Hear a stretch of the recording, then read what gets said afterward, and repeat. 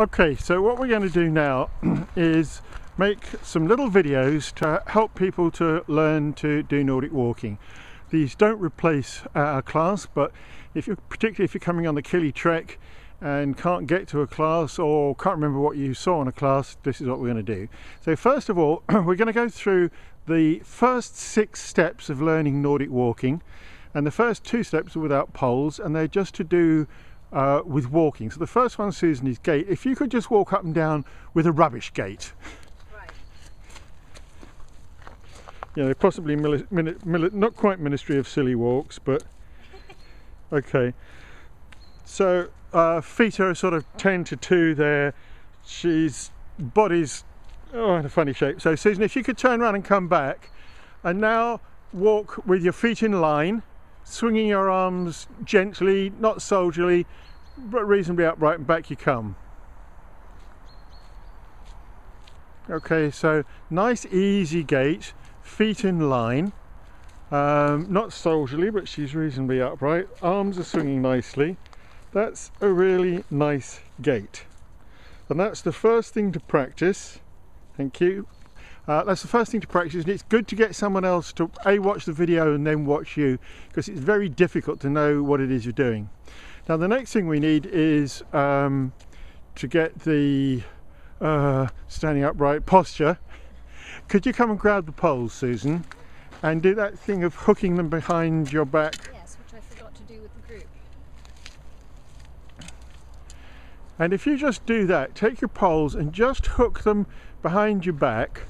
It gives you a nice straight back. Now if I turn around sideways, you'll see that it emphasizes Susan's figure really nicely.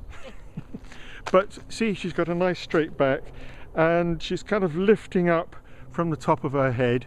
And those of you who have been watching any posts that I've done know that I'm very keen on a lady called Sharon Jacobisi, who will be saying what we're doing now is elongating and widening. So widening the top of the chest, yeah, and letting the neck go long, letting the spine go long, lifting from the tummy button. Okay, and Susan, if you now put your poles down. I'd just like to add something to that, James. Yeah. The phrase I use that I find helpful for myself is to pull up long out of the waist, and actually pull up out of the hips, because there's just, I don't know if you can see this difference, but there's this. And there's that. Do that again while I back off to get. Okay, and I'll get my arm out of the way. So there's that, which is a little bit of a slouch just in this area. And then there's this kind of lengthening.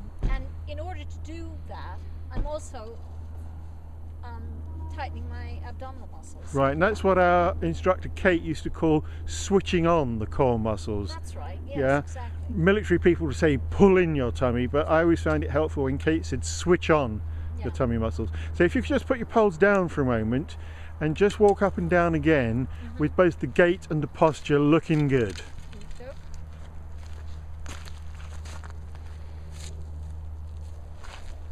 And she's looking good.